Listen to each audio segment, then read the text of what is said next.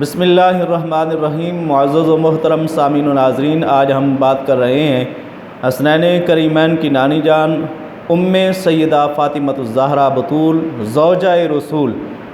ام المومنین سیدہ خدیجہ الکبریٰ سلام اللہ علیہا کے حوالے سے۔ ام المومنین حضرت خدیجہ الکبریٰ سلام اللہ علیہا وہ شخصیت ہیں جن کو رب کی طرف سے سلام آتا ہے۔ اسی حوالے سے آپ احباب کے سامنے چند ایک روایات رکھنے کی کوشش کرتے ہیں۔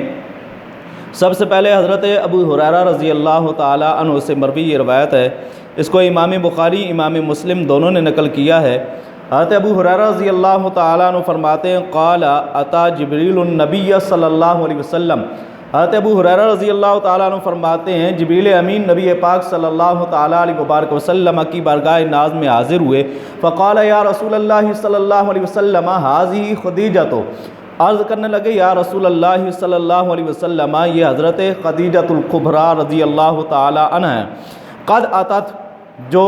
تحقیق آ رہی ہیں، معہا اناؤن، ان کے پاس ایک برتن ہے، فیہ ادام،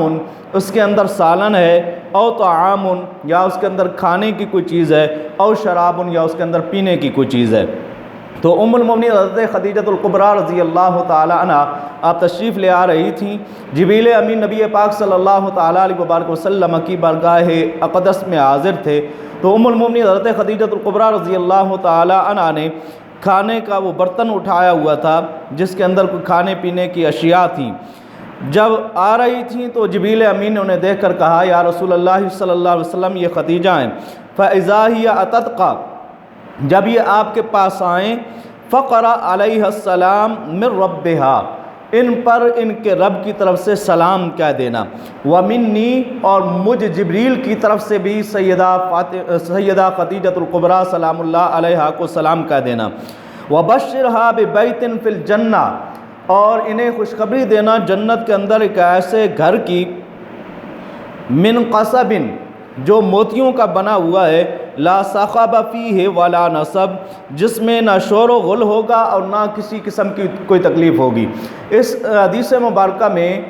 نبی پاک صلی اللہ تعالیٰ علیہ وبارک وسلم کی زوجہ ام المومنین حضرت خدیجہ الکبریٰ رضی اللہ تعالیٰ عنہ پر ایک تو رب نے سلام بھیجا، دوسرا جبریل امین نے سلام بھیجا، اور تیسری چیز یہ ہے کہ ان کو جنت کی بشارت سنائی گئی، ایسے محل کی جو موتیوں سے بنا ہوا ہے جس میں نہ شور و غل ہوگا اور نہ ہی کوئی تکلیف ہوگی۔